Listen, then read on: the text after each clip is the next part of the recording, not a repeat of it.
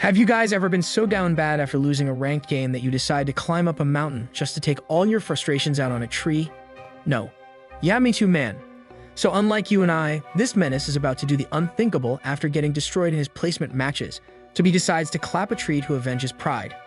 However, the crazy thing is, our boy Lee Sien actually ends up finding a tree looking like Shakira, as its hips ain't lying. And just like we all expected, our boy whips out some foam to slip inside the tree, since it would be too dangerous to get any splinters on something as big as a person's battering ram. What's even crazier is the fact that the tree's opening coincides with what looks like the real deal, as if this entire thing is either alive or a perfect tree sculpted by a master artist on Pinterest. Regardless, right before Lee decides to get the super sussy show on the road, he realizes it's hard to get the banana plantation up and running when it's super cold on top of a mountain. So he decides to pop in some AirPods to listen in on westernized pieces of sussy culture. So now with him listening to a white woman and a black man doing some rice cake destroying, he decides to cosplay Old Man Skrillex as he starts going bangarang.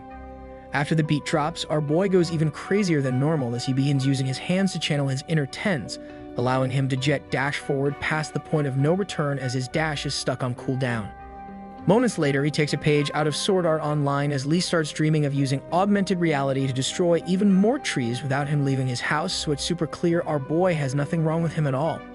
He just happens to be a Chad gamer in love with Roblox, Minecraft, and Valorant, so he just needs a moment to relax from time to time whenever he gets pummeled by those younger and better looking than him, as nothing else beats eating up a tree.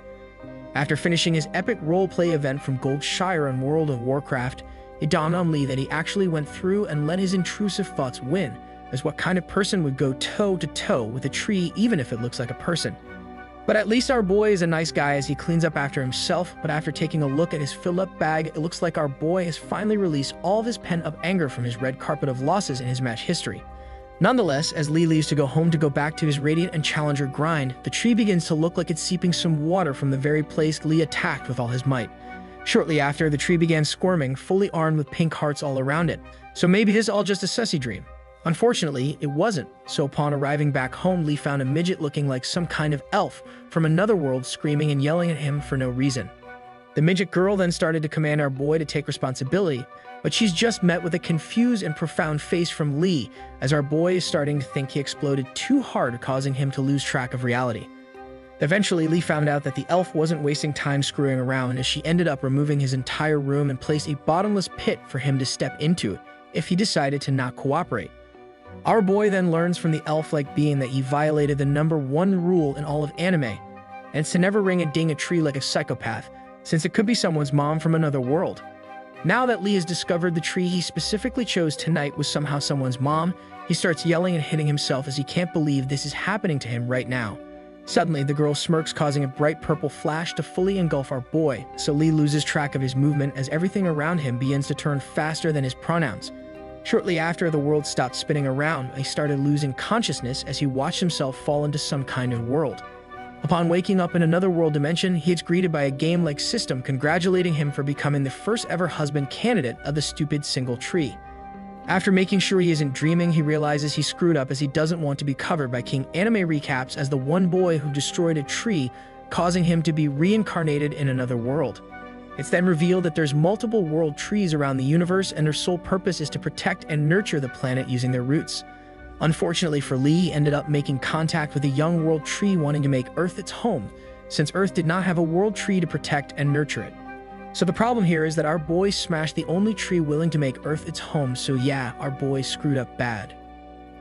After pausing a moment to take all the information in, our boy starts maniacally laughing as he starts to think he can finally be the main character in his life, and it's all thanks to a random tree he found on a mountain. But then, out of nowhere, he slaps himself to stop laughing. So now being scared that our boy is exhibiting some extra hidden different personalities, exactly like in the movie Split. Regardless, he starts yelling at himself, wondering how he could laugh at such a dire time like this, as he needs to get out ASAP due to his clan on Clash of Clans needing him to 3-star the last base. As he weeps knowing that his clan will kick him out after missing his war attacks, a notification interrupts his sadness claiming that the World Tree of Purity is super shy. After a while, he gets super agitated that a notification keeps popping up as the World Tree of Purity is using the game system to talk to him like some kind of AI.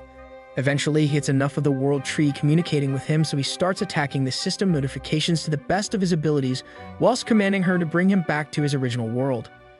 Unfortunately for Lee, the world tree claps back by refusing to send him back to Earth. Instead, she gives him a quest to make sure he's worthy of being a husband candidate, and if he fails to complete it, she warns him the penalty will be death.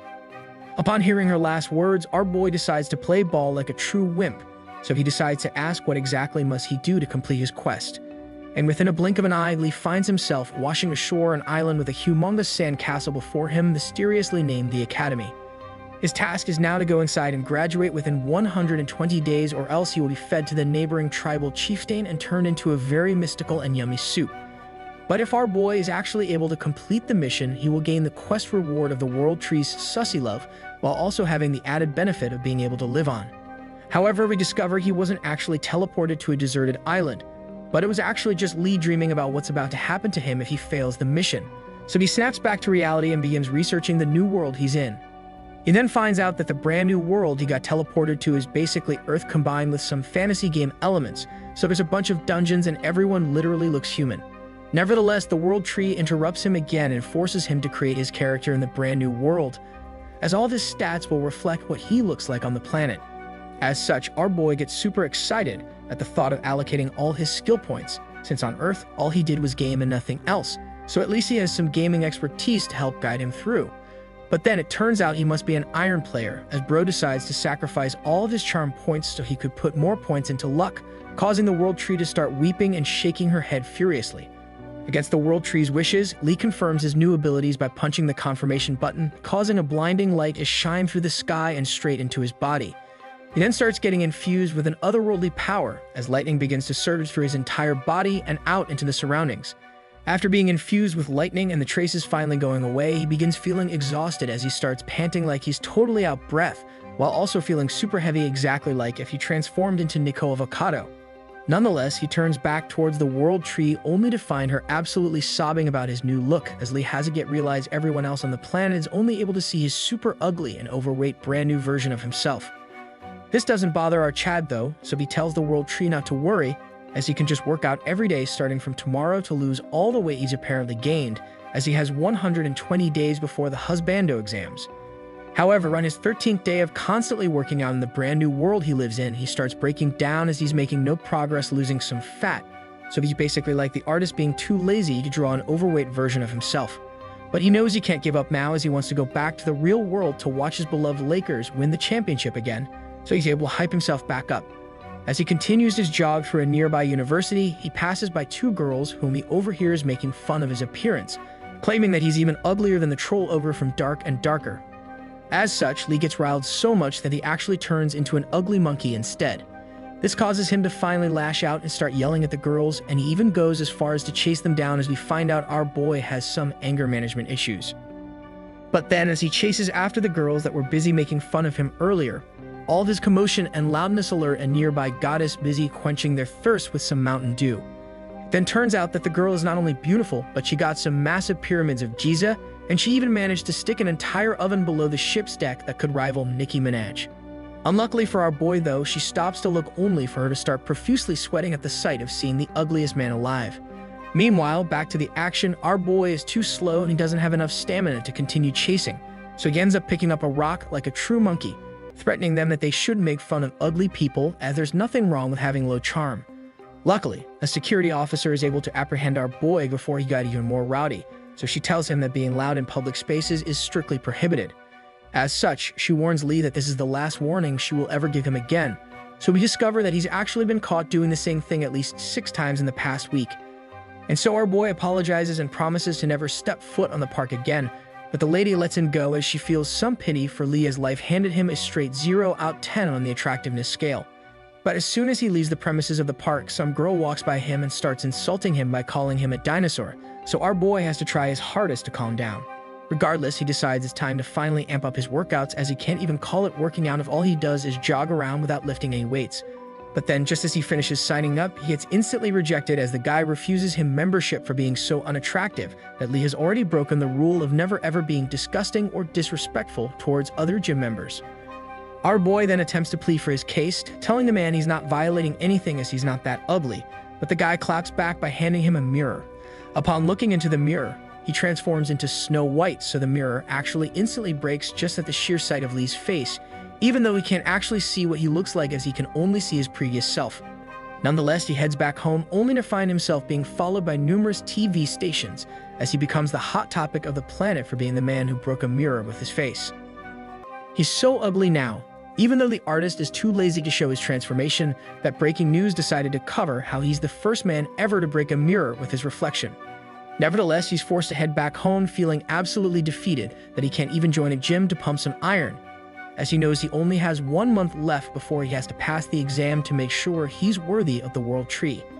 However, the next day, he picks himself back up as this hardcore gamer knows that he just gotta have the Sigma grind set to make sure he can come out of this universe alive. Now fast forward to a month later, our boy has actually completed the impossible as he's evolved from Nico Avocado's weight bracket and joined Chris from Mr. Beast, as he successfully ends up only 99 kilograms. As such, to celebrate Lee's achievements, the World Tree helps him out as she unlocks a shop for him to use, where he can gain currency anytime he makes someone happy. But since he accidentally made the Goddess of Purity happy using his siege battering ram on Earth, he's given a boatload of money to spend. However, our boy has been playing too much gacha games like Honkai Impact, so he ends up spending it all trying to win a jackpot from a wheel. Luckily for him, he actually ends up winning something useful as he gains a mask looking like Metapod that allows him to gain an extra 2 points in attractiveness, and the longer he wears the mask, the more he becomes a Riz God Master 9000. After spending all of his points and only winning the mask with 1,000,000 water bottles, Lee shows us what's it like to have an IQ level lower than room temperature. Nonetheless, he decides to celebrate his weight loss by heading to a nearby mall with his mask equipped, hoping to buy some fresh new clothes. Unfortunately, he realizes everything is expensive AF since he pretty much blew through his initial starting cash given to him for being a new character. As Lee continues to contemplate on whether or not he should just use up the rest of his cash on some fire Roblox skins, he ends up overhearing that a famous tree from the Holy Family has showed up inside the mall. And so our boy decides to check out all the commotion surrounding the Holy Tree since he's bored of the World Tree not showing her true identity to him. Shortly after getting into position, Lee becomes mesmerized at the sight of the Holy Tree since she really do be having some honkais on her. With all eyes glued on her, she starts twirling around like a Beyblade as she knows her rice cakes keep bouncing around like it's hot off the oven. Suddenly, as our boy continues staring as he blends into the crowd, the Holy Tree actually makes eye contact with him and holds it for more than a second. Using just a single 2-second stare, our boy loses his battle in the month of November as he accidentally explodes with his chug-chug machine in full overdrive. He then falls down on his knees as his legs couldn't handle his own earthquake shaking him to his core, but our boy does not realize Miss Holy Tree has slowly made it in front of him. She then surprisingly calls him out in front of everyone, but then she tells Lee how she knows our boy has something good hiding somewhere beneath, so she starts showing off her tree bark in public. Now you can say this tree really is something else, man, since it's way better than the ones on Earth.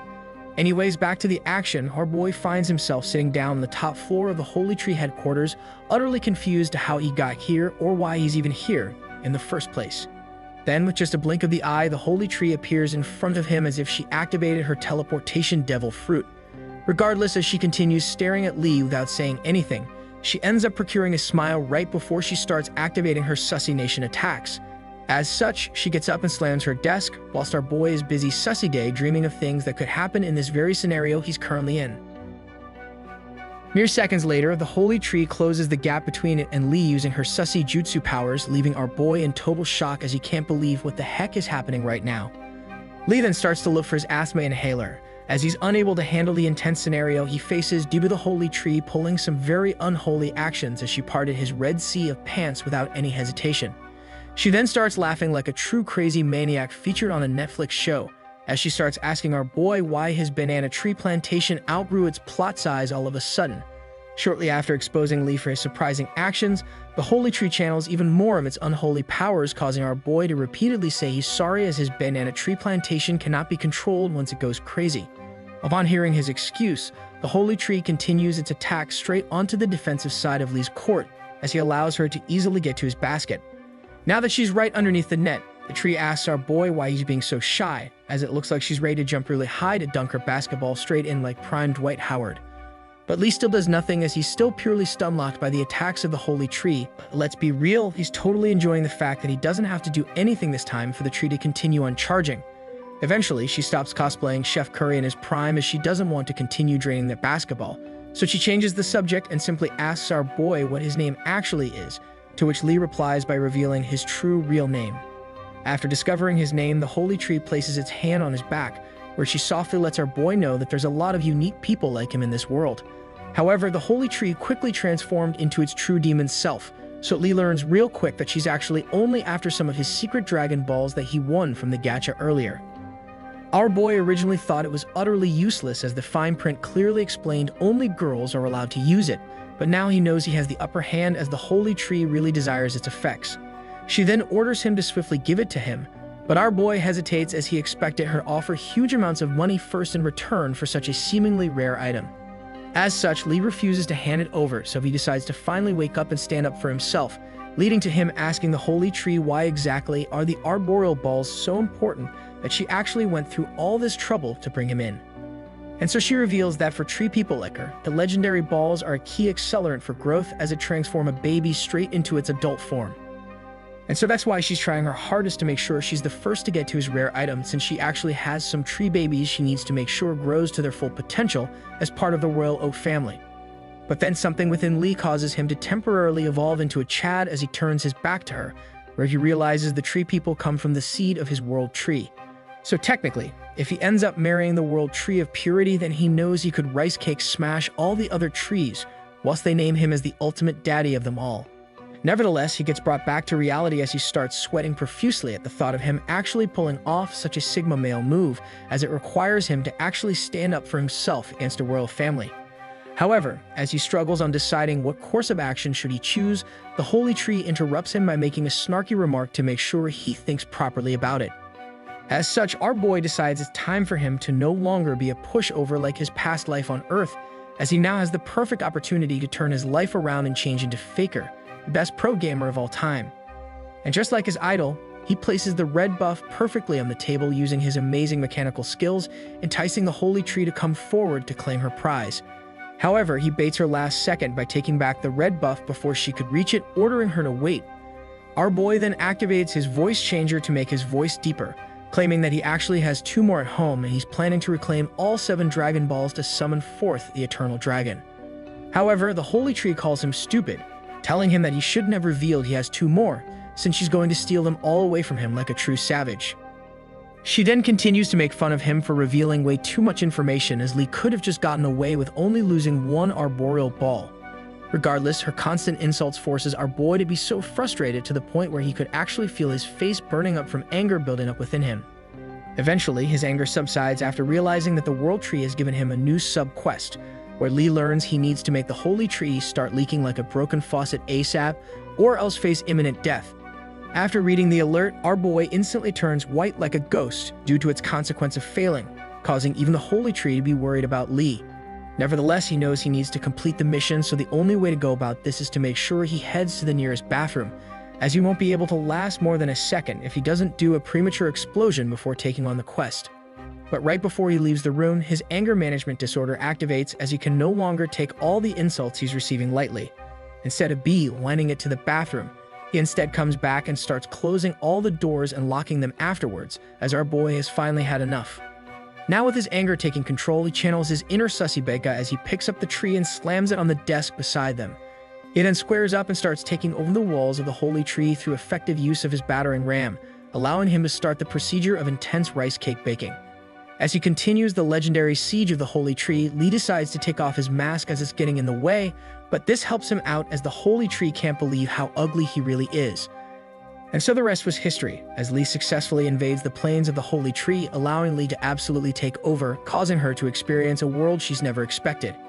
Anyways, long story short, the bike ride across the desk was so crazy that the holy tree's shoes came off just from a single impact of Lee's rocket, as it started continuously blasting off into space like Teen Rocket.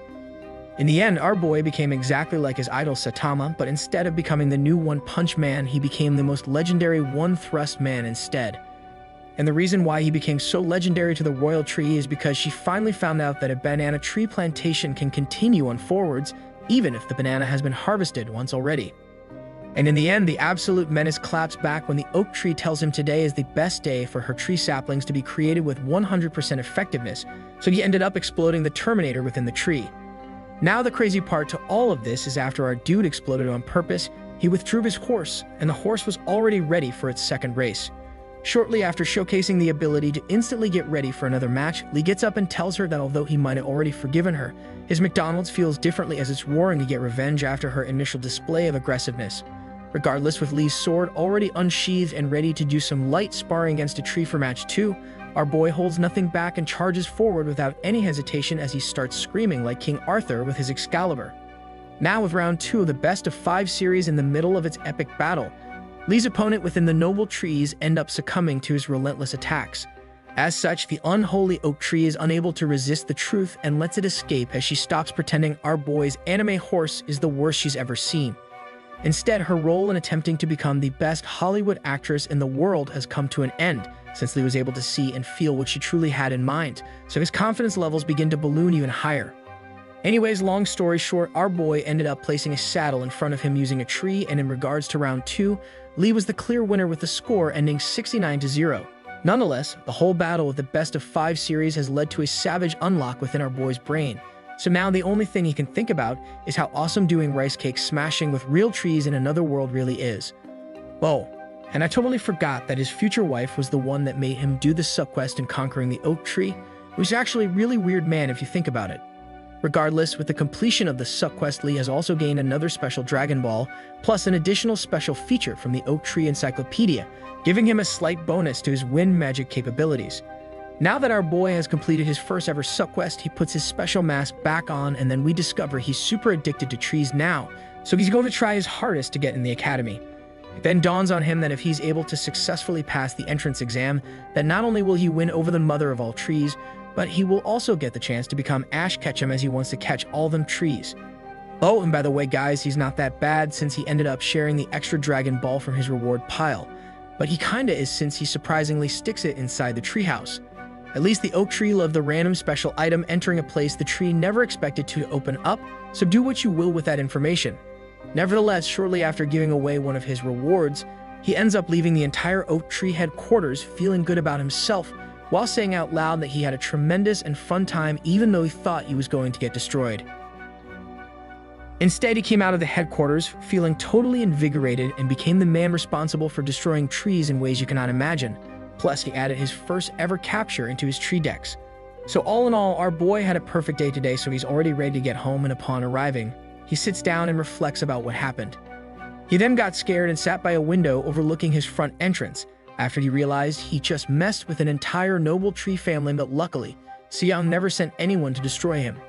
Instead, the holy oak tree came out of her office looking absolutely flustered, but she ends up telling her head of security that no issue came up even though they heard and felt the earthquake coming from the room. Instead, the only thing she did was pass over the special arboreal ball to the head of her security, which she received from Lee. After handing it over to him without thinking, the man looks like he's about to gag from its disturbing smell, as Seong totally forgot how she got the Dragon Ball in the first place since it entered through the forbidden door. Now fast forward a couple days, Lee went back to grinding out some of skills by exercising every time he could, as he knows time is fleeting and the upcoming entrance exam is closing in very soon.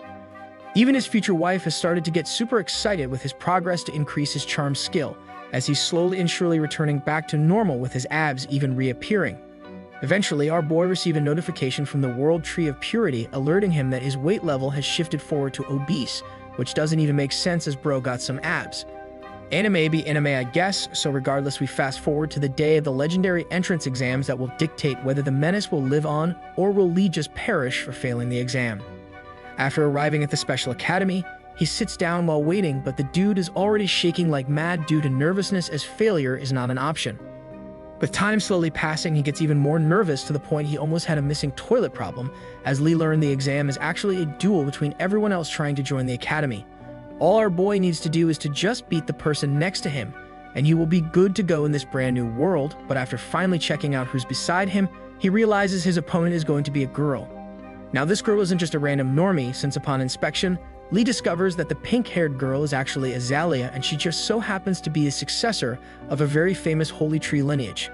Nonetheless, Sussy Baka Lee stops nervously shaking as he gets enamored and distracted by another tree, since seeing her in person causes his banana tree plantation to instantly mature due to her being so pretty.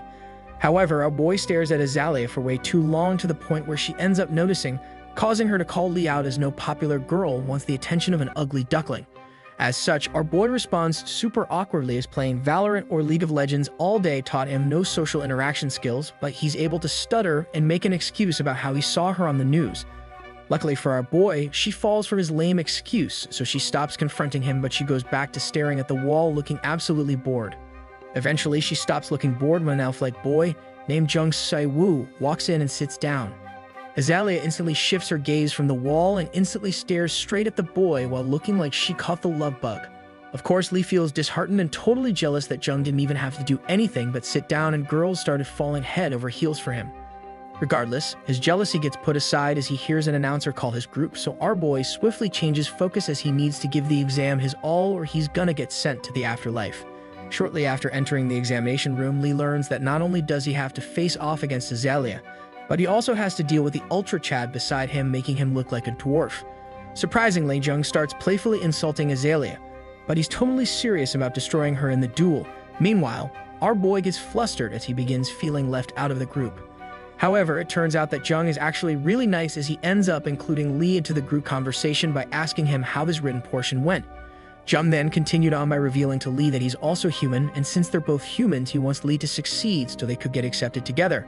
Unfortunately for the two humans though, both of them end up getting picked first to duel each other and are quickly told to choose between a wooden sword or a wooden staff for their weapon. The two then step up to duel each other, where Jung tells him to make sure he doesn't hold back, but right before he could say anything, his voice gets drowned out by Azalea simping for Jung. Nonetheless, both boys end up choosing the wooden sword as their weapon, but before they could even start, our bro looks like he's Kai-Cenat with his height.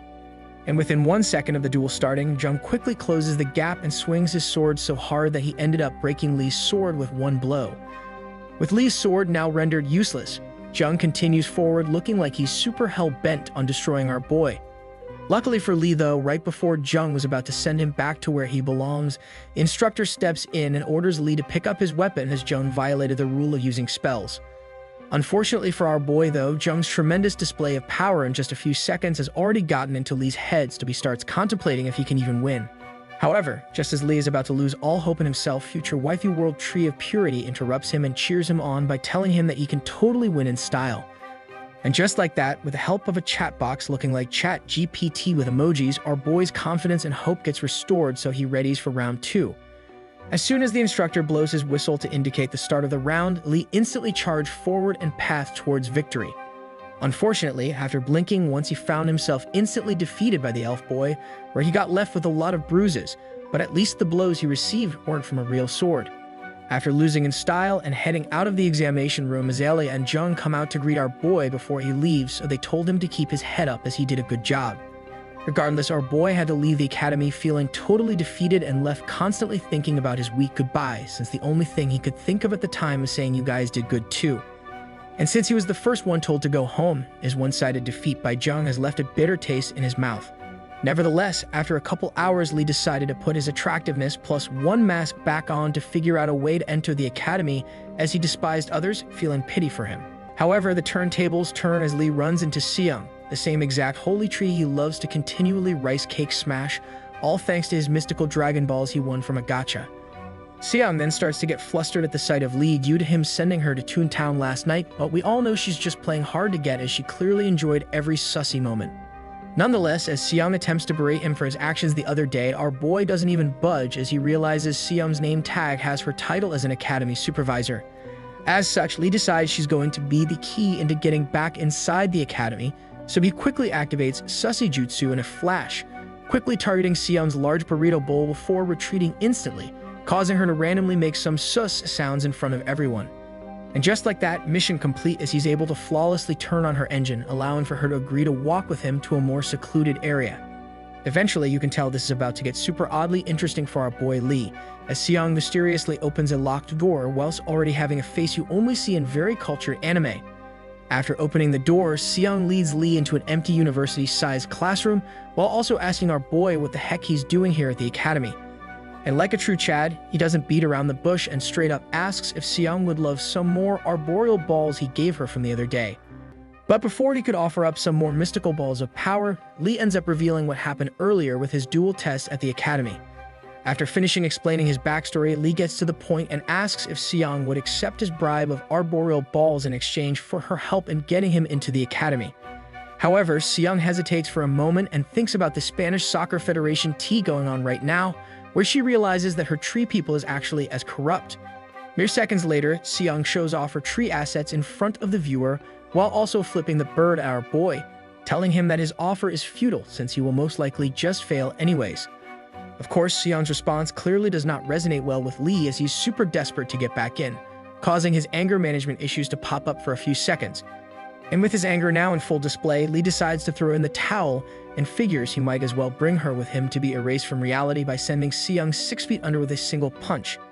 Luckily, this story ain't about One Punch Man and the legendary Saitama, so right before Lee makes contact with Seong, she ends up becoming sussy momming by asking if she could have his fiery bat instead.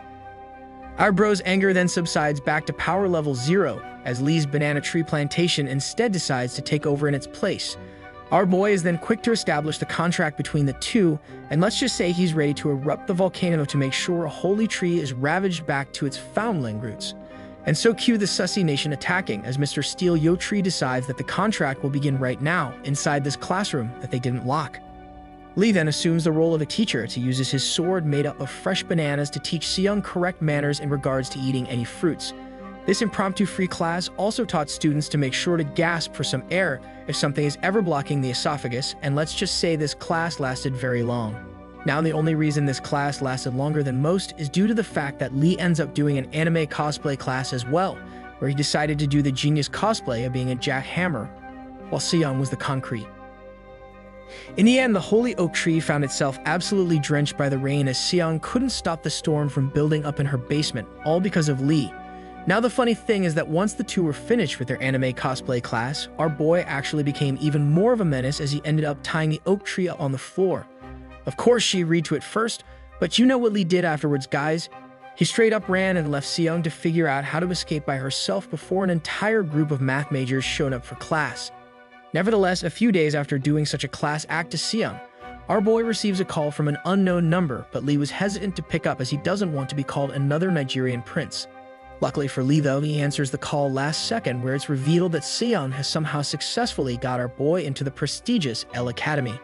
She then continues on by notifying Lee that she's coming to make sure the agreed contract is fulfilled, as she still wants the mystical arboreal balls that he offered. After getting off the phone with Seong, Lee takes off his +1 attractiveness mask and celebrates by thinking that this is one step closer to making sure he can one day meet Ice Spice in the real world again. He legit also starts daydreaming about being Ash Ketchum again, as he wants to make sure he captures each and every single tree into his tree encyclopedia, as clapping trees is basically his pastime now. Also, one detail I totally forgot about is how the world tree is able to see everything he does, since it's literally her world and somehow she's totally okay with her future husband betraying her over and over again. Nonetheless, speak of the devil, our boy remembers the small caveat where if he's able to gain admission into L Academy, then he wins a small reward where the world tree promised to give him love. But so far, she's still hiding behind her ChatGPT-5 chatbox form, so she instead sends a package straight to Lee, totally not forgetting about the reward she promised. As such, Lee hurriedly opened the box that was given to him, only to disappointingly find a small tree seed within the humongous mystery box. Lee then gets super angry as he notices a pop-up appear, letting him know that the seed is somehow a result from him being sussy with the world tree, probably forgetting what he did to her in the first place to get him stuck in this world. Regardless, he ends up accepting responsibility after whining like a total beta, so Lee pulls out a flower pot out of nowhere to attempt taking care of the seed. However, right before our boy is able to place the seed in the correct hole, Seong finally arrives, so she starts banging loudly on the door, causing Lee to quickly abandon what he was doing. But since this boy is more sussy than the island boys, he totally forgets about everything upon seeing Seong, due to his bacon Big Mac slowly turning into a double bacon Big Mac with extra meat. Luckily for Seong, though, our boy doesn't transform into an anime jackhammer instantly, as Lee is able to come back to his senses after noticing that Seong actually brought some pizza with her. Unfortunately, some plot holes appear in the story as it's revealed that our boy is actually a hater of pineapple on pizza, so it's clear bro isn't cultured enough to understand how good it is. Thus, he starts crying and weeping like a wimp that does half reps whenever they bench or squat, complaining about how someone could ever put pineapple on pizza. Luckily, Sussy Tree Mommy orders Lee to start being a man because if he doesn't, she will take the pizza away instead and eat it all by herself. And just like that, like a true fatty unable to ever refuse food, he ends up eating the entire pizza only to thank Seon for helping him learn how good pineapple pizza really is. Now that our own Nico Avocado has joined the Pineapple on Pizza Master race gang, Lee turns his full attention back on Seon and begins blackmailing the Treed for luring him into an empty lecture hall. Of course, he's just kidding, but this seems like this is all part of his sussy master plan to probably entice her into another round of rice cake smashing at his own place. Now this guy is actually a genius as he tells Seong to grab a seat while he makes some tea, but since he removed all the chairs and couches in the room, the only place left to sit is on his own bed. As the tea heats up, so does Lee's words as he begins changing his pronouns to better make fun of Seong, getting her rice cakes absolutely destroyed the past few days. With her now totally speechless, she accidentally exposes the fact that she's actually single and she was never engaged to someone in the first place. Now that the truth has been revealed, Lee decides it's time to learn more about oak trees today, so he whips out 3 arboreal balls as part of the deal he agreed to. However, our boy isn't like most anime main characters, and not because he clapped a tree, but because he knows that if a girl comes over to your place, they want more than his arboreal balls. And just as he thought, his suspicions were correct as he calls out Seong's bluff, allowing time for Lee to activate and spam his dove fruit. However, just as I thought it was time for the chapter to elevate past level 69, Seong comes alive to smack away Lee's bean burrito and warns him to make sure he doesn't miss the plane tomorrow. This catches Lee totally by surprise as his banana plantation instantly deflates as he didn't know L Academy was located in the middle of an ocean. So now insert the anime trope where the main protagonist gets stuck on a random island. But this time our hero is here to make sure he gets better inside information on multiple types of trees. You might as well call our boy a scientist since he's about to start some deep research into some trees, and we all know his train will never stop. Anyways, fast forward to the part where Lee already meets his next door neighbor, and of course it's a girl and she's probably a tree. She then happily introduces herself and gives our boy a gift, and whilst introducing herself she bows before Lee, and it's clear her armor pants had a durability of 0. Eventually, as Bro continues talking to the mysterious new neighbor, he gets stricken by an awkward feeling that reminds him of the day he first met Seon. It was at this very moment that the girl beside him named Yusul made it clear to Lee that she's the honeysuckle tree, even though he never knew that could be such a thing. Nevertheless, as the two finish their introductions, Yusul, who acts like the most energetic person you know, quickly closes the distance and eagerly asks if she can see Lee's face. However, Lee is swiftly able to evade her advance and declines to reveal his identity, as he knows this mask is the only thing stopping from everyone puking at seeing his true face. Anyways, after meeting Yusul, our boy heads back into his room where we find out that Lee has brought along his seed with the world tree to the academy. He plans to take care of the seed all the way to its growing stage, where he also decides to name the seedling Shiba. The story continues with our boy Lee coming back to his room after meeting a brand new royal tree named Yusul, where he decides he's going to nurture a brand new tree he named Shiba. He then passes out as his first day of school is too much to handle, and what kind of nerd would study on day 1 anyways? And so the next day, he woke up early to farm on Roblox as he loves playing blocks fruits, especially after maintenance, only for him to get rudely interrupted as it's time to be placed into a class. As if it was destiny, Bro finds out that he got placed into Azalea's class, so you already know Lee is scheming profusely just so he can conquer another royal tree to put into his tree decks. Furthermore, he also finds out that there's another bombshell that has appeared into his class, so it's time for everyone to already buckle their seatbelts. Regardless, Lee is super excited to head to class, but him being a sussy baka, his own tree has already activated rock hard due to his fantasies overtaking him. But then the sussy turntables turn already, as it's revealed that his teacher for the next 4 years is going to be none other than Seong herself. Unfortunately for our boy though, his banana tree simmers down instantly after he realized he got ganked by his super cute yet annoying next door neighbor, Yusil. And without class being in session for more than 5 minutes, Bro's head is about to explode as Gyuzul keeps talking non-stop like that one super extroverted friend. Suddenly, as Gyuzul continues yapping over and over, half her face disappears as she asks if Lee would like some of her candies.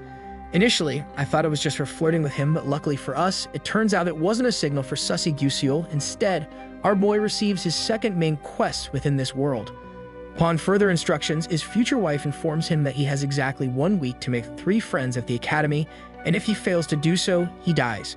And just like that, within 5 minutes, Bro shrunk harder than the Titanic as he can't believe his luck as it's only day 2 at the academy. Elsewhere, Azalea receives an urgent message from an oracle using her secret number, where she gets mysterious instructions to bring along Lee. She then gets up reluctantly and with fists in hand, absolutely hating the fact that Lee made it into the academy even though he failed the dual examination with her. Nevertheless, she subtly walks by Lee to see what's going on with the loser, but she better be careful since Bro can send her to dimension number 69 in more ways than one. Anyways, Azalea watches from afar as our boy tries his hardest to make some friends, but every time he gets asked to take off his mask, everyone runs away due to his ugliness. And with everyone running away from him, his anger management issues began to show as he starts insulting everyone that rejects his friendship, so you know Bro is down bad right now. Meanwhile, Yusul sneaks up behind Azalea, looking like she's about to do more than a surprise gank. But it turns out that the honeysuckle tree is almost as big of a sussy beka like our boy Lee, since she ends up squeezing the fresh glazed Azalea buns right in front of her. After finishing her surprise attacks on Azalea's fresh glazed donuts from Krispy Kreme, Yusul instantly asks her if she likes Lee since she's caught her staring the entire time, but of course, Azalea profusely denies it all. Instead, she starts simping for the other human that Lee has already met, Mr. Jung, but unfortunately for her, Bro barely even notices her. Fast forward to near the end of the day, Lonely Lee begins to have a manic episode as Bro still hasn't made a friend, so he starts violently shaking harder than me when trying to pass a log on the toilet. Eventually, the World Tree takes pity on our boy, so she ends up giving him a hint menu, showcasing the fact that the closest person wanting to be friends with him is Jung himself. Meanwhile, Azalea is the total opposite, as it turns out she absolutely despises him, but you guys know what they say, hate rice cake smashing is out of this world. Nonetheless, Lee gives up again due to his anger issues, so he tries to throw away a perfectly good can of juice. But just as he's about to let it rip, Jung the Chad appears out of nowhere where he smiles and asks Lee to give him the juice instead if he doesn't want it. Afterwards, Jung decides to sit down beside him as the two catch up a little bit, causing us to notice that Lee is literally as tall as Tyler 1. Jung then finally takes a sip, and within just one sip, Bro falls in love with the drink and begins thanking our boy for his amazing taste. And just like that, Lee finally got his first friend and he didn't even have to do anything. So Jung tells him that if he ever finds good food, he will come and share with him. With 1 down and 2 to go, Lee decides to go for Azalea next as she's the only one he hasn't picked a fight with yet, but it still looks like it's going to be a tough road ahead. Luckily for Lee though, as he sulks in a corner not wanting to fail the quest, Seong comes to his rescue and calls him up since teacher-student relations nowadays is on the come up. And with Seong still on the phone, Lee makes eye contact with her as she randomly ganks him from one of the classrooms, looking like she ain't up to no good. She then opens her mouth and makes the universal sussy language sign of slurpy drinking by motioning an entire bean burrito into her digestive tract, causing our boy to think it's time to whip out his battering ram. However, it turns out to be a miscommunication between the two, leading to our boy totally disappointed while Seong blushes beyond relief since she actually meant it's time to drink. Fast forward an hour later, the two end up finding themselves on a night out as Seong wants to teach an important lesson to Lee as it looks like he's having a hard time making friends. She then mentions the fact that in this world, tree people are at the top and humans are seen as trash and lower class, so Lee needs to make sure he doesn't go overboard. However, as Seong continues to teach him how the world works, Bro interrupts her by making a joke about how the squid smells exactly like her special papaya entrance. This causes her to smack the table harder than an earthbender, allowing for the editor to ask if Seong's mom was an astronaut, because her fresh buns be out of this world, no cap. Regardless, the Sussy Fire Nation begins their attacks, due to Seong removing her elastic band giving Lee the signal it's time to go through the red light. And right at this moment, our boy pipes up and asks her if it's time to pull out his Miley Cyrus wrecking ball out in public. But Seong starts yelling at him to calm down his horses. But since it's time for business, Lee gets up and orders Seong to follow him as he needs to relieve his sour peaches at a nearby bathroom. Of course, Seong follows like an obedient orange tabby cat, since she wants to purr louder than she ever has as it's been a while since Lee dropped the beat on her. Nevertheless, Lee picks the closest stall to the nearest exit, and upon Seong entering, he locks the door behind them and proceeds to unequip his full set of diamond armor. Afterwards, they decided to reenact the Titanic, but this time, she was the ship and Bro was the iceberg as the tip was the only thing needed to sink Seong's ship. Suddenly, our boy decides to flash a thumbs up to Seong as he can't believe how much she improved in rice cake smashing all around in just a short time, so he continues to compliment her. After showering the tree with unlimited compliments, Lee decides to close the gap even more so he could bring in his attack helicopter to make sure all trees are satisfied within this compound. And so the rest was history once again, due to Lee barging straight into the city of Seong over and over, unopposed as the gates were wide open for him to enter like a king. But then, just as I baited the editor into thinking it was all over, Lee says otherwise, so he brings the entire ordeal an entire notch up by unlocking the door. And like a true Mega Sussy Baka never seen before, our boy continues his body-bending jutsu he learned from Pervy Sage. But this time, Seong was out in the open.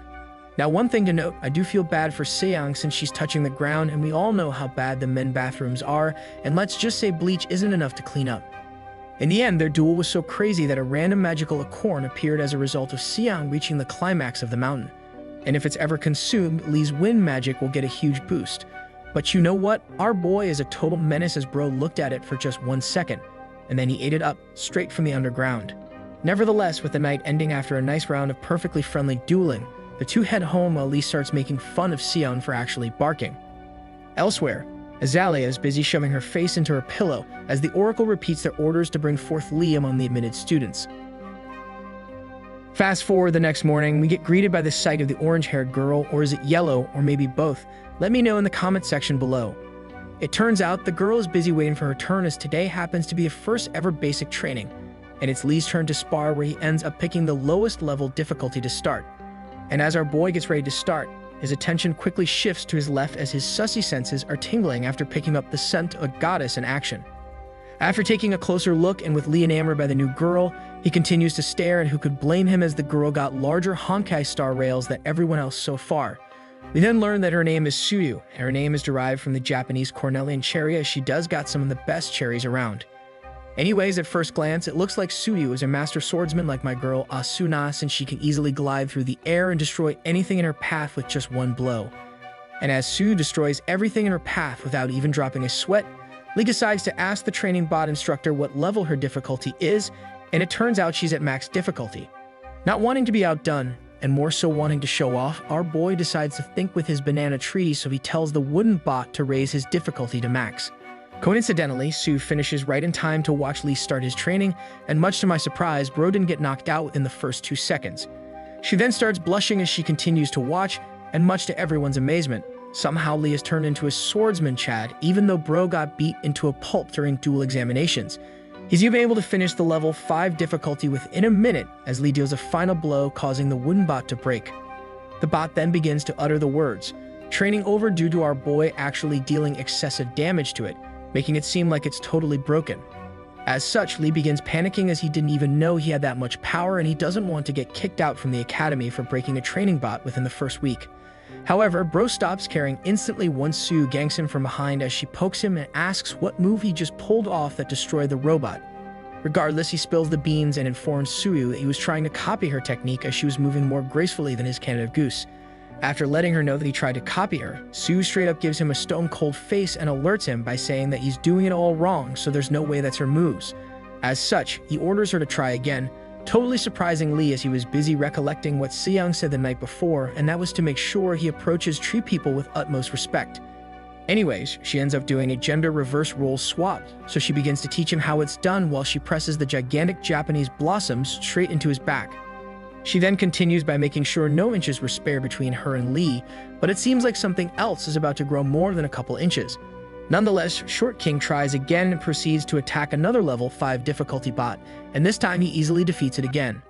Unfortunately for our boy though, Sue calls him a liar and claims that's not her swordsmanship, so she explains that his stance is exactly like her, but that's the only similarity. As such, Sunu orders our boy to stop training, where she then tells him to be here at the exact same time every day, 6 times a week. Of course, Lee instantly accepts, but much to everyone's surprise, he's not currently thinking of clapping the tree in front of him, but he's more excited that he might gain a new friend. The story continues with Lee not failing to disappoint, being a mega sussy baka, as bro accidentally stared too long at Sue's balloons while he accepted the kind offer. However, he gets saved by the heroic Splinter Nation as Lee finally loses the adrenaline, so he starts feeling a big splinter stuck inside one of his fingers. Surprisingly, this is his first time ever getting porcupine, even though he's been clapping every kind of tree like the biggest maniac alive, but luckily it's just on his flipping finger, so Lee removes it effortlessly. But then the sussy turntables turn out of nowhere, as Sue quickly closes the gap between the finger and her esophagus, where Sue begins to help our boy out in the most totally normal way possible. Regardless, she walks away like nothing sussy ever happened after absolutely demolishing his lifeline through one single finger, leaving Lee totally in love as she showed off her renowned suction cup skills. Suddenly, just as Sue was about to exit the room, our boy gets confused due to Sue stopping abruptly right in front of him, where she perfectly uses trigonometry to show off some rice cakes by bending down at a perfect 90-degree angle. Of course, Lee's imagination goes wild as he thinks this is a sign from Suyu, but his expectations get tempered instantly after she began directing his attention to the ground.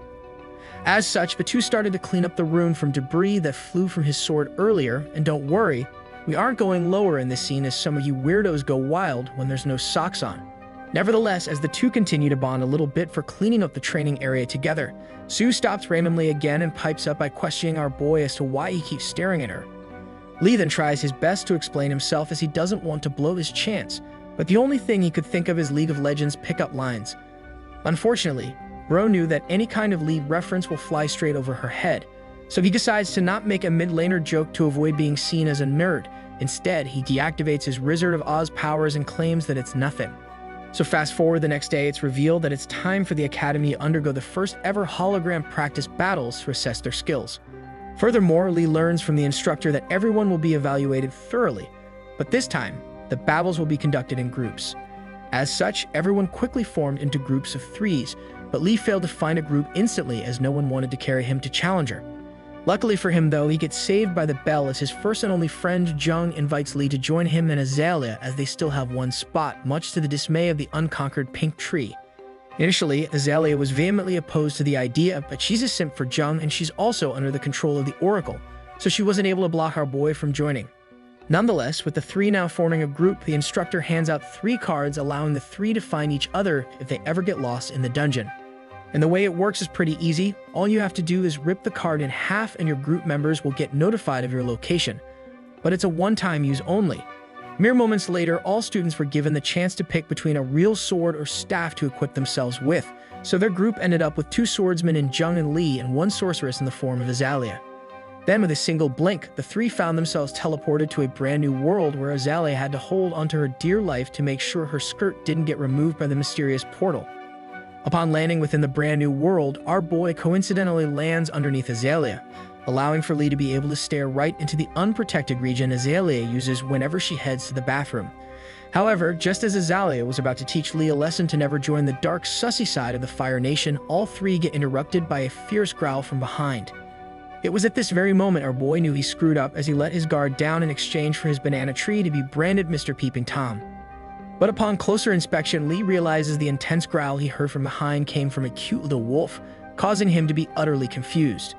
Eventually, our boy realized that it's still a training exercise, so this must be the reason why they look super cute, allowing Lee to muster up some courage to fight back at the monsters surrounding his group. Unfortunately for Lee though, he tries to stomp his way through the opponent, but he gets sent flying back as it turns out the cute little pup had a secret Smurf hiding within it. Nevertheless, Azalea comes to his rescue, but she gets annoyed when Lee accidentally smashes right into her fresh glazed buns, causing her to think bro really is a supreme sussy baka. But with no time to waste, Azalea doesn't send our boy to the sussy dimension. Instead, she begins summoning her powers as Azalea is still part of the royal tree line. A few seconds later, it's finally revealed that Azalea has the powers of an elementalist, allowing her to conjure up spirits, including birds, while also having the ability to control the elements. Thus, she starts destroying every monster in front of their group like a true powerful wizard, leaving Jung and Lee to witness her true power. But somehow, Azalea's balloons grew larger as well. Not wanting to be solely outdone by his peers, our boy joined in as well, so Lee began to channel his inner Kirito powers as he wants to make his sword art online idol proud with his swordsmanship. With a much improved Lee in action, Azalea finishes destroying the monsters on her side, but she started to watch Lee in awe, as Bro can actually hold his ground now, leaving her to think Lee definitely improved. While watching, Azalea begins to get flustered as she starts to gush about the fact that Lee might actually be able to help her out, so it looks like the pink tree might want to join Lee's tree decks sometime soon. Regardless, as Azalea continues to think about what the Oracle has told her a week ago, she loses her focus, allowing the monster to gank her from behind. However, our boy is able to save her in the nick of time, but let's just say Lee took every advantage of being able to hold Azalea in more ways than one. Eventually, with Azalea still stunned at the fact that she just got saved by lowly Lee, she finally realizes that Bro is straight up squeezing some pink rice cakes. As such, Azalea transforms into the Red Nation as she can't believe Lee had the gall to do such a thing. So she starts yelling at him to let go and threatens Lee she's about to make sure he becomes one-armed man instead. And so our boy finally lets go of his target, but he starts making an excuse that it was all the fault of aim assist as he's on controller right now. Regardless, with everyone now safe again, Azalea gets back up on her feet where she actually takes the time to thank Lee, but she asks our boy why he even helped her. But the first thing out of Lee's mouth is true to his core, so he replies by truthfully claiming it's because he thinks she's pretty. Lee then panics after he uttered the words pretty, as he didn't expect to randomly blurt out what he was thinking in his head. He then tries to take back what he said, but Azalea says nothing while she grips her staff hard, so we already know girl is falling in love with his accidental riz. Eventually, Azalea snaps back to reality looking like she's absolutely frustrated with him, but she just mumbles, "Oh sure," and continues on her way while Lee continues to think he's totally screwed. As such, our boy decides to leave her vicinity as he wants no beef with the pink tree unlike the Liver King, but he picks up her card and decides to keep it to commemorate becoming 18. Meanwhile, with Lee having his back turned on Azalea, she begins to show her true colors by hitting herself as she can't help herself but smile and get flustered with Lee around. And now the trap is set for Azalea's heart, and all our boy had to do was unleash his truthful riz thanks to his behemoth down under making sure he doesn't think too hard. With the dungeon raid now over, we fast forward to later on the day where Lee runs into both Jung and Azalea on their breaks, so he ends up joining them. Upon sitting down to join in on their conversation, Lee learns how Jung became a husband candidate to the World Tree as Jung claims that one day randomly, a hologram appeared and told him to become a husband. Azalea then continued to pester Jung more information about the World Tree, causing him to make an excuse to disappear for a moment, leaving Mr. Treecatcher alone with the pink one. Unfortunately for our boy, Azalea attempts to ignore him, so Lee is forced to make some awkward small talk due to him still needing 2 more friends to make sure he doesn't fail his main quest. Regrettably, all his attempts to make Azalea more friendly fail, as she just replies with yes or no questions, giving him bad flashbacks to when boys try to talk to their uninterested crush. But Lee is a smart man, so he ends up changing topics to Jung as he knows Azalea is still simping for him. So Lee brings up the fact that Jung loves pine drinks. Success, it works, but this time Azalea only replies with 2 words instead, so he decides to leave when Jung came back later. And as Lee walks back home to his dorm, he checks on his quest progress and finds that he's continued rising up Jung's favorability level. But then, upon closer look, our boy realizes that Azalea's favorability level went up as well, but he gets confused as every time he runs into her, she keeps giving him the meanest of looks, so it doesn't even make sense. As such, bro decides he's just going to be a hopeless romantic as he can never understand a woman's true feelings, other than when he starts ramming like Bangarang. Suddenly, as Lee contemplates life in this brand new world, he gets ganked by Gyusil, but this time her appearance is totally off, as she actually looks like a different person that Lee would totally love to put into his tree decks. Luckily for him, Gyusil asks if she can tag along back to their dorms, so Lee accepts as he knows Gyusil is on good terms with Azalea, so she might be his way in. And as the two walk home together, Gyusil randomly activates some Sussy Nation powers in public by whipping out some chocolate and asking if our boy would like some, but she places it right on top of some watermelons where the chocolates spell out huge. Now this is the part that confirmed my suspicions of Gyusil being the most sussy one of them all, as she gives him the chocolate E, but it was all a trap, as the chocolates now spell out hug, so she tries to gank him with one. But right before our boy felt the relief of Gyusil's pillows, she laughs it off and claims it was all just a joke, leaving Lee a bit disappointed as he can't believe his heart was racing. Nevertheless, Lee shrugs it all off like nothing ever happened and continued heading home towards their dorm with Gyusil still hanging around. Eventually, it finally dawns on Lee that Gyusil totally could be his friend, so he stops and asks her if she considers him as one. Of course, she happily replies by claiming the fact that she considered him as her first friend she made upon arriving at the academy, so she thought it was absolutely clear they were close. Now, with the obvious revelation that Gyusil thinks of him as a friend, Lee bids goodbye to her as they arrive on campus, where Lee breathes a sigh of relief as he only needs one other friend now to complete the quest. As such, he decides to take a peek at his quest progress menu once again, only for him to be confused as Gyusil has not appeared on his list, so our boy just assumes it's a bug. However, as the honeysuckle tree continues walking away, she looks back by subtly peeking around her shoulder and laughs at Lee, totally looking super sus as if she's up to no good. Fast forward the next day back at school, Lee heads to his locker to grab some books, but then he got a genius idea after staring into Azalea's locker. Lee then remembered what Gyusil said about Azalea loving chocolates, so he decided to place some chocolates in her locker and hid in a corner until she arrived. Jung then starts teasing her about the fact that some guy must be in love with her, but Azalea attempts her hardest to now show some affection. as she can't figure out who must be the culprit. Mere seconds later, our boy decides to gank her from behind by saying good morning, causing Azalea to freak out as she's slowly piecing two and two together, hoping profusely that the chocolates weren't from Lee. Now totally flustered, she's forced to turn around where she asks for the soft tone if Lee's the one that placed chocolates in her locker, but Lee just denies it all. Bro then walks away in absolute bliss, totally happy about his actions, so he starts repeating to himself why every woman fall in love with him.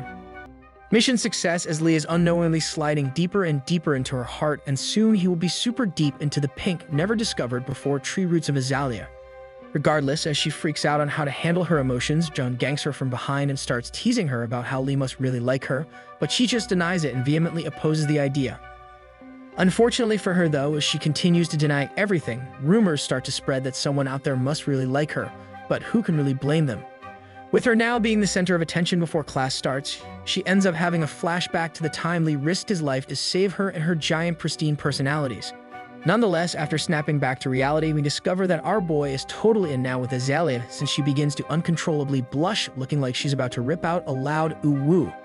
Luckily, she's able to hold in the urge to be an e-girl, so she tries her hardest to figure what to do, but a random classmate comes up to her and saves her from going crazy. To Azalea's surprise, it's Sussy Yusul who came to her rescue, only for her to be disappointed after figuring out that she's the reason Lee has been giving her the perfect gifts. However, we also discover that Gusul's big mouth is not just good for one thing, but it's also great for hyping up Lee as she tries her hardest to be a best wingman. And so Gusul's attempts in helping our boy get his jumbo hot dog straight inside Azalea's wormhole seem to actually work, as she keeps having flashbacks to all the great things Chad Lee has done for her up to this point. Regardless of her feelings though, she looks back at the second gift of chocolates, looking like she's about to regret her future actions, but remembers one crucial thing still at the back of her mind. The whole reason she's here is because she's still on a mission sent by a mysterious bearded man with an ominous scarlet necklace, who's now commanded her to bring Lee with her. After remembering her true mission, she readies her plump homemade sesame seed buns and proceeds to gank Lee, where she asks our boy if he has time for the both of them to talk privately. Of course, Lee is quick to agree since Bro still needs friends for his quest to avoid getting a visit from the Grim Reaper. Nevertheless, Lee freaks out as Azalea decides to confront him for not making it clear that the gifts came from him, so he starts thinking about alternative ways to gain more friendship points. Luckily for him though, it looks like he skipped the entire friend zone straight into the Chad zone, as Azalea sounds like she's beginning to be a simp for him, instead as she has absolutely mistaken his intentions. A few seconds later, and for the first time ever, Azalea actually looks Lee straight into his eyes and flashes a smile, making him wonder if he's finally able to finish the quest. However, things take a non-sussy turn straight into the rejection touchdown as Azalea ends up standing up to tell him straight up to stop giving her so much attention. She continued on claiming that she's totally aware that the reason he's doing all of this is because he wants to go Rattata on her Pikachu, and she knows he probably wants to do his signature move of thunderbolting inside of her Heartwood. Lee then tries to explain himself but fails to do so as Azalea continues on and ends up telling a sob story of her past. Long story short, all her life people wanted something from her, but every time they got what they wanted, they just left her behind and acted like they didn't know her. As such, she's afraid of getting close with our boy, so she proceeds to hand back his chocolates and tells him to please stop trying as she's had enough. Suddenly, as Azalea begins to walk away, Lee gets her attention back and begins to apologize while letting her know his true intentions of just merely wanting to be her friend. He continues on by softly saying that he's not here trying to be a sussy master or to use her royal blood, since he simply just wants to befriend her with no strings attached. So now we have to add some dramatic effect, so a flustered Azalea looks away from his gaze and questions why Bro would even want to be her friend. Without any hesitation, Lee's Wizard of Oz powers activate, so he just blurts out saying it's because she's prettier than Olivia Rodrigo. And just like that, our boy recaptured the heart of Pinky, without even trying, since all he really wanted to do is be her friend and also pass the quests since time is running out. Nevertheless, with Lee's hand out hoping to see if Azalea would accept his second attempt to becoming friends with her, Azalea decides to accept this time. However, right before she could complete the wholesome handshake, the two get interrupted by an ominous booming voice from behind, causing Azalea's seasonal watermelons to instantly turn around. The man behind the dark, ominous voice is revealed to be Azalea's father, donning the rich sugar daddy attire, looking like he's ready to pay off an Instagram model for a quick night out, if you know what I mean. Nonetheless, with her father now entering the fray unexpectedly, our boy has no idea what to do as he can feel Azalea's aura totally tense up as if she knows her jungler is about to feed her lane. Still, with her anger visibly turning up a level by the second, her father pays no attention to her bar as he continues asking if he can sneak a moment to talk privately. Regardless, her fumes maxes out, yet Azalea refuses to make a single sound. Instead, she looks like she just transformed into Vegeta after exiting the time chamber. Unfortunately, she didn't pop off like Pop Smoke, so she just stands there toothless while he gives a card to our boy, where we find out the father's name is Sunghan. Boss music then begins to play while Lee is baffled that Sunghan and Azalea have different last names, so Sunghan ends up telling our boy to meet up tomorrow since he's busy today. After sending out his invite, Sunghan goes to forcefully grab his daughter's hand while saying out loud that it's time to have some fun father-daughter time for lunch. However, she deflects his hand, absolutely disgusted at what she's seeing, trying her best impression to be like Embiid avoiding a Serbian man from the Nuggets. Her hostility towards her own father is met with the old man just laughing and going ho ho ho like Santa, acting like she's just playing around, so he ends up deciding to leave her alone with our boy.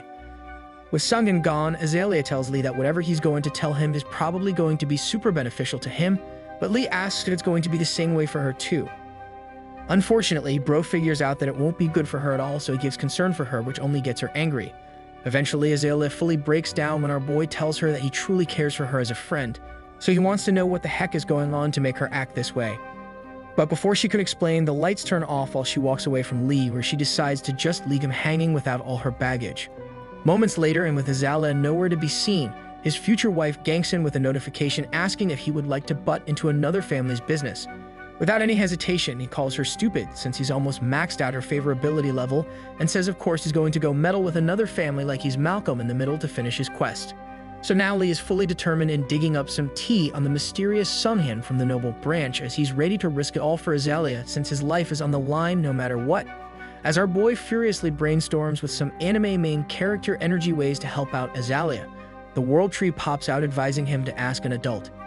It was at this very moment the Sussy Nation attacked, as the World Tree is urging him to ask Seong for some help, and we all know what that will lead to. Fast forward back to the academy, our boy gets impatient waiting outside Seong's room, so he barges in, only for her to outright ignore him as if she's too busy subscribing to our channel. After hitting the like button, Seong gets snuck up on as she's blasting a sussy video in full volume, so she can't hear anything other than some guy going full Smash Bros on his partner. Eventually, Lee taps her shoulder after Seong has gone full-on sussy mode since she began to play with her Starbucks Vanilla Bean Frap Extra Whip non-stop. Regardless, after being caught in plain sight, Seong quickly pauses the video to start yelling at our boy to knock, but she's a wild one since she doesn't change tabs. Nonetheless, while looking both embarrassed and slightly annoyed at the same time, Seong puts a lid on her Vanilla Bean to order Lee to get to the point, as he can clearly see she's currently preoccupied. Anyways, with a massive 30-inch screen behind Seong showing off a 12-inch Subway chicken being drilled into a toasted herbs and cheese footlong, Lee asks if she knows anything about Sunghan. But before she could reveal any information, Seong scolds him, looking like an angry ex-girlfriend for getting close to tree people, as it makes things complicated. Nevertheless, she bargains with Luck God 9000 to do exactly what's happening on her screen if he hopes to have any chance of her revealing such sensitive and secret information. So without missing a beat, Bro takes a single step to fully unload some accidental Rizmaster 9000 skills at Seong, causing her twin pyramids of Giza to perk up more than a cat on top of their climbing poles. Mere seconds later, the two transform into an F1 race as our boy slid straight into the #1 pole position while Miss Professor got ready to learn about black holes. By the way, in quantum anime theory, all holes must be filled to help clear and better define the plot, so like a good scientist, Lee made sure Seong understood what happens when an unstoppable force meets a wet object. Regardless, fast forward an hour of very intense Smash Bros. Ultimate 1 vs. 1s on Final Destination, Lee came out absolutely victorious, with Seong left mind blown in more ways than one. After crossing the finish line and zipping up his race car, he drops the bomb on Seong, letting her know that he's actually a husband candidate for the World Tree. But Seong can't believe what she just heard. So to appease her curiosity, Bro whips out the store function of the candidate system to buy an arboreal ball, causing Seong to be stunned beyond belief as he hands her a prize. At this point, Seong basically goes into shock, as if since I still can't believe that the World Tree is totally okay with Bro handing out his banana tree left and right. Regardless, a deal is a deal, so Seong whips out the backstory on Azalea's family, where it's revealed that Sunghan is actually her stepfather and not some weirdo stepbrother. Anyways, long story short, her mom was basically a powerful goddess, but her true biological dad was just a normal human. Unfortunately though, something happened out of nowhere to cause the mom to suddenly fall in love with Sunghan. And to this day, no one knows what truly happened, as her true dad disappeared from the world. Now that Seong fulfilled the end of her bargain, our boy pops his mask back on and goes on his way looking like he's ready to get to the bottom of this mystery, even if tremendous danger awaits. However, right before Lee is able to fully exit the room, Seong stops him in his tracks to ask a very great question that most logical people would have. So she asks why would he clap other trees if he's a husband candidate. Nonetheless, without any ounce of hesitation, Lee turns around and informs her that he absolutely despises the world tree, so that's his reason. Suddenly, as he finishes his sentence, Lee bumps into a mysterious bombshell with the largest ever traffic cones to date, and the dump truck on her could easily cause tsunamis from a single ripple. With Lee now left speechless, he pauses in the middle of the hallway as too much blood is rushing towards his banana tree since he can't shake the image of the goddess off his head. Luckily for our boy, though, it gets brought back to reality after Sue ganks him out of nowhere, where she's wanting to know why bro hasn't kept his promise of showing up to training. And speaking of large, she ends up whipping her twin blue eyes white dragons into frame, pushing her giant sussy clouds straight into Lee whilst whispering that she was waiting for him. But instead of taking her sussy hint of wanting him to unleash his own dragon powers on her, Bro jumps back and quickly starts firing off excuses for being tardy. Eventually, Lee slips up and accidentally lets it rip by saying that he would do anything to make it up to her, so she starts perking up more than her twin pyramids of Giza upon hearing him say the magic word. After witnessing Sue's entire facial expression quickly change, Bro realized he screwed up since Suyu is also part of the royal tree family, meaning she can make him literally do anything. Luckily for him though, Sue catches him and myself totally by surprise when she finally speaks up, mentioning how she just wants to become friends with him and that will be enough for the two to make it even. A few seconds then pass by with Lee just staring at her in total confusion, so Suyu lets him know that it's really her assistant's idea since she always pesters her to make friends. Regardless, the two decide to begin from scratch after becoming friends, where it's revealed that Sue doesn't even remember his name. So Lee desperately attempts to get her to memorize his name to no avail. But it's okay though, since Lee can use a special battering ram to make sure she really remembers next time. Anyways, after Sue got just his first name right for the first time ever, Bro got so excited that he instinctively reached out and held her hand to hype her up like a true friend. However, no one has ever held her hand before, as no normie dared to even get physically close with someone from the royal tree family, so she starts glowing like never before. After holding hands for a few more seconds, the aloof Suyu pulls away as she starts feeling something weird tingling in her heart, but Lee tells her it's totally normal. With Lee reassuring her that all her new feelings she's discovering is totally normal, she ends up ordering our boy to show up every morning since she wants to do it with him. Now clearly these two are having some kind of misunderstanding, as Lee has no idea by what she just meant about wanting to do whatever with him, but he doesn't mind and happily waves goodbye knowing he's one step closer to finishing his quest. Elsewhere, the mysterious dump truck of a goddess more endowed than Harvard University has ganked Seong, alerting her that she's only dropping by since her mission is nearby, but she wants to know if there's anyone at the academy that could be of use to her. She then leaves with her assets clapping together like drums of war in a full-on sussy body suit after hearing Seong say that she will let her know as soon as possible if she ever finds anybody suitable. Fast forward the next morning, we discover that Lee has decided to meet up with Azalea's step Zaddy, but the first thing he does is urge Lee to hop into his car to change their scenery. Now me personally, I ain't stepping into some random step Zaddy's car that I have never ever met before, but our boy is totally built different, so he agrees. Cue some ominous music as Mr. Sungin quickly cuts to the chase and tells Lee that tree people and humans are both just living beings in the end, so there's no need to treat them differently. Sungin then redirects their conversation towards the world tree, asking questions over and over again about how much Lee knows about the world tree. However, Lee decides to honestly answer all of his questions to the best of his abilities without giving away too much, but Lee ends the entire job-like interview by mentioning that he absolutely despises the world tree. And just like that, Sungin begins to show his true colors after thinking he's found a new ally, but jokes on him, Lee only meant that he loves to hate smash world trees. Regardless, shortly after finding something the two have in common, Sungin's car abruptly drifts into a hidden alley, where Lee gets out looking like he's thinking about how he's seen this in so many anime scenes, but usually it ends up really bad for the first one out. But Bro is on full chill mode, so he just goes along with everything and proceeds to follow the sussy boss man straight into a super dark building with no lights on, so hopefully Lee isn't about to be part of a brand new Netflix documentary featuring his disappearance. Mere seconds later, hooded men in full black outfits start passing by, but luckily nothing happens, as they pay him no attention. Eventually, Lee finds himself sitting in front of Sungin, who's busy apologizing about his shabby makeshift office, but it has to make do for now, so he drops the bomb and reveals the fact that an oracle has arrived. Sunghyun then happily mentions that the Oracle apparently wants him to bring Lee to her, which ends up confusing our boy as he doesn't really know what or who the Oracle is.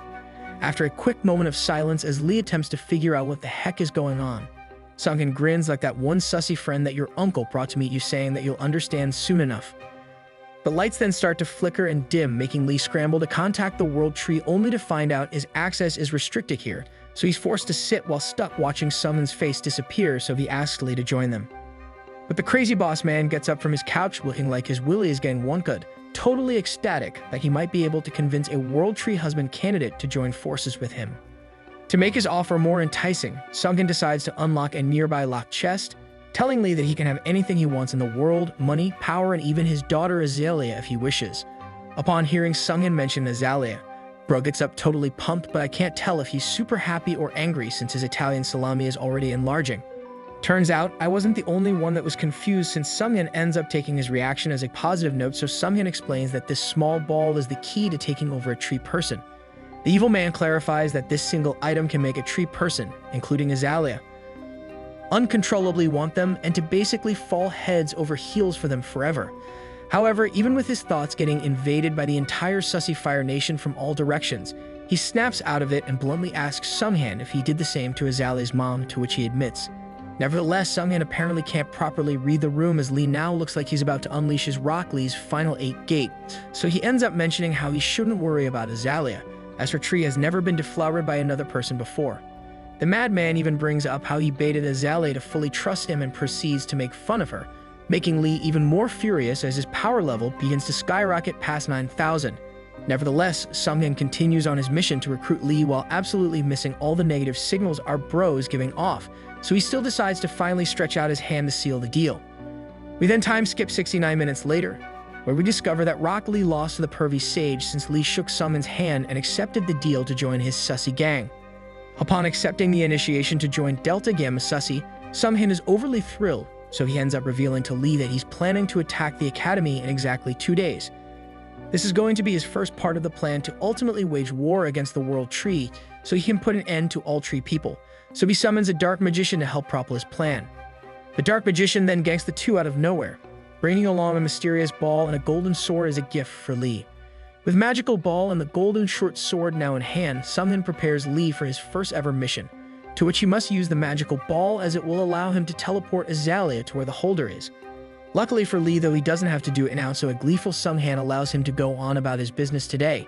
So our bro leaves the sussy basement to think, allowing him to decide that he's just going to fake being his ally for now.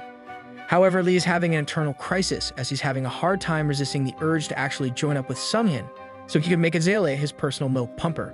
But after hiding in a corner and taking the quick sussy break by himself, he pulls off a big brain move with exploding his milk machine, allowing him to reach a sage-like clarity that he uses to stay loyal to the World Tree.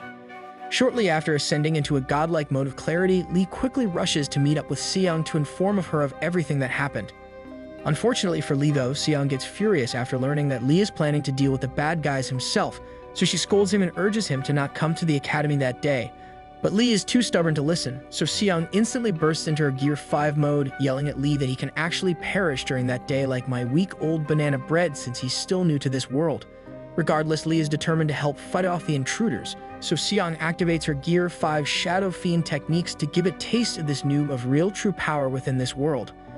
Much to Seong's surprise, though, Lee is able to dodge a couple of her normal attacks with ease, making our bro look like a true fighter.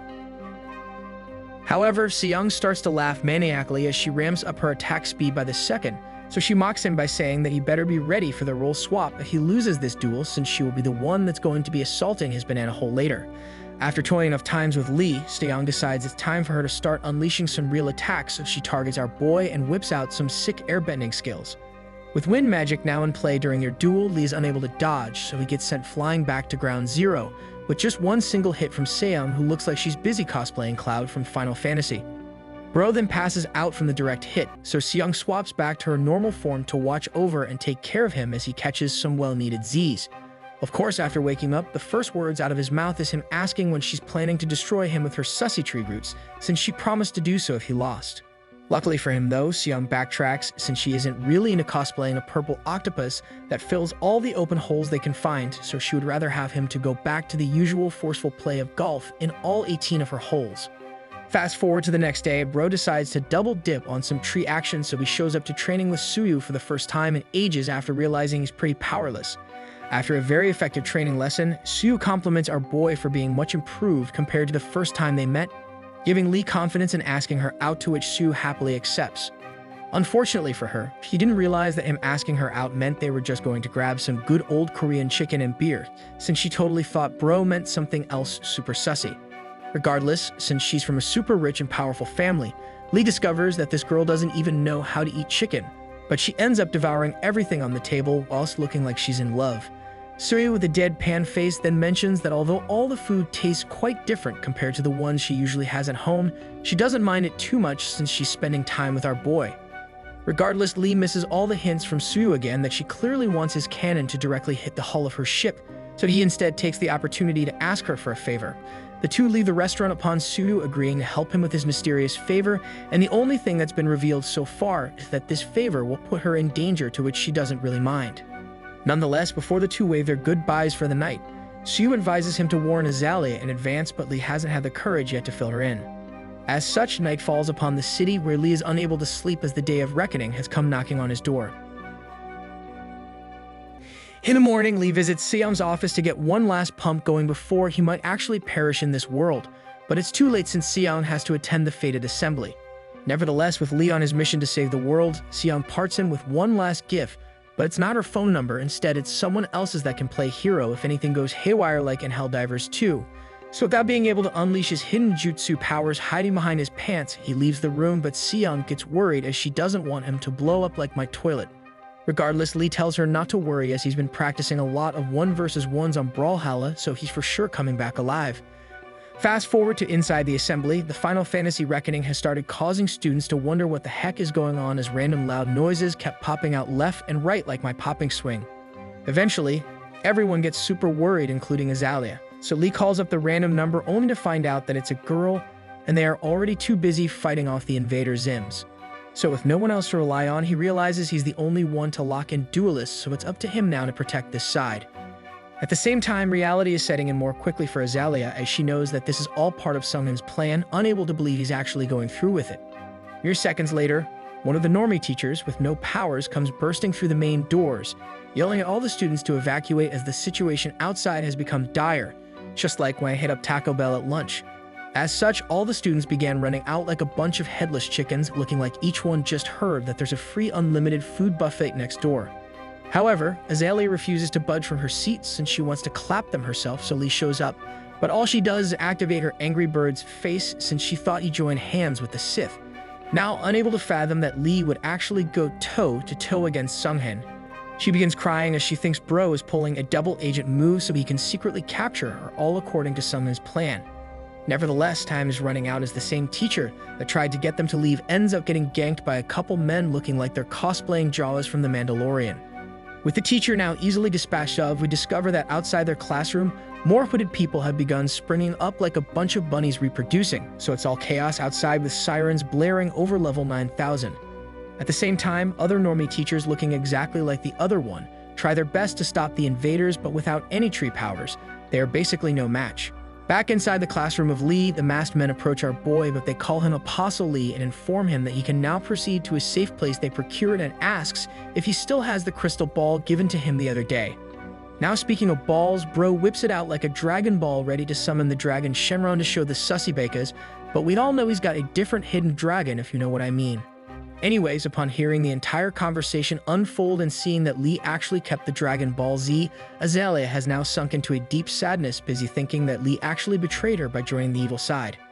However, it was at this very moment our Chad has turned the sussy turntables on the mysterious dudes as he tells them he don't want to be a sneako, so he ain't down. Shortly after, whilst Azalea looks like she just got spoiled by the ending of Demon Slayer, he says the magic word allowing Jung and Sue to come flying out of nowhere straight at the unsuspecting midgets. The Jawas are quickly taken care of as they are no match against Sue's and Jung's surprise jungle ganks with full-on red buff, easily destroying all of them but one. The one left standing trembles, then flees while yelling at Lee that he's a bigger traitor than my boy Itachi from Naruto, unable to believe one would not want unlimited tree rice cake smashing. Regardless, now that the coast is clear around the Three Musketeers plus Paint Girl Azalea, She starts looking like she's fallen more in love with our boy, as she thought Lee became one of the bad guys the entire time. As such, she swoons even more upon learning that Lee created the Avengers just to protect her. So in the end, she starts crying as no guy ever showed her this much kindness. Nevertheless, Sue tries her best to comfort her, but Sue already forgot her name already, so she calls her Pinky and urges her to move. The bad guys will hear about Lee's betrayal very soon. As such, Shadjung takes one for the team, allowing Lee to go with the girls to start escaping the academy, while he himself has to go protect the teacher that got ganked from earlier. As they all continue running, and with Azalea being dragged by Lee, she continues to shed tears as she can't fathom how she treated our boy so badly the entire time, and it turns out he's actually the best guy around. Unfortunately for the Chad and his simps, upon turning the corner, a bunch of Jawas notices them and begins chasing them, outnumbering them 69-1. Bro then realizes he's in a pickle, and he absolutely hates pickles on his burgers, so he's a weirdo, but he knows he needs a miracle to get out of this one. However, Lee forgot that he has Miss Largest Double Twin Dragons still on his side, so just with her skills and her double watermelons alone, she can easily defeat the enemy.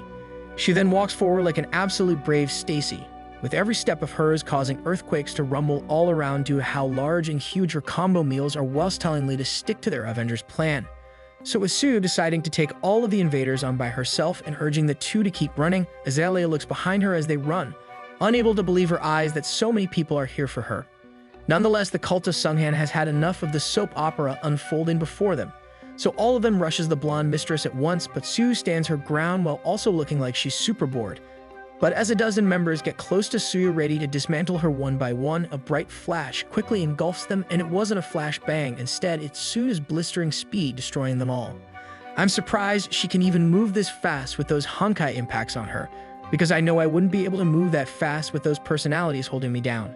Nevertheless, 2 seconds later, she continues with her blade dance, allowing her to mow the lawn with 2 other dozen attackers, and each one quickly fell as fast as the other, but at least they got to witness some double dragons in action.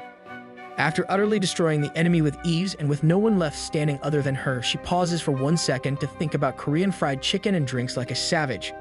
She then quickly whips out a gift she was hiding in between her twin pyramids of Giza, making sure it's still perfectly fine, as she was worried for a second that she might have went too hard like I show speed. Elsewhere, it's revealed that both Lee and Azalea has almost made it out to the back door of the academy, and all they have to do is to get to the end of the hallway and turn right. However, right before they are able to make it out to the intersection, boss music begins to play, accompanied by a booming voice calling for Lee, saying that he's betrayed us, brother. And so the man behind the eerie voice pops out at the end of the corridor, showing himself to be a true supervillain, as outright darkness engulfs him more than darkness from Konosuba. Sunghan's appearance alone quickly causes Azalea to turn pale like mango juice, striking both fear and anger deep within Azalea's heart, while her eyes refuses to look away.